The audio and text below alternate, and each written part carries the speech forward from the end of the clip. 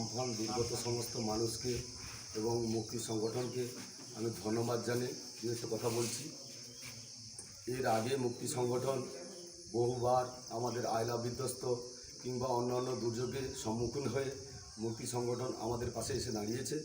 তাই আমি গ্রাম পঞ্চায়েতের পক্ষ থেকে মুক্তি সংগঠনকে ধন্যবাদ জ্ঞাপন করছি এবং তৎসঙ্গে অনুরোধ করছি এরপরে আর একটিবার অন্তত এই আয়লা দুর্গত কিংবা আমফান দুর্গত মানুষের পাশে এসে যেন মুক্তি সংগঠন দাঁড়ায় এবং এর পরেও যদি কোনো অন্য কোনো উন্নয়নমূলক কর্মসূচি থাকে তাহলে আমি গোপালনগর গ্রাম পঞ্চায়েতের পক্ষ থেকে মুক্তি সংগঠনকে অনুরোধ করব যেন ওনারা এসে এই দুর্গত মানুষদের পাশে ওনারা দাঁড়িয়ে ওনাদের পরিষেবা দেয়।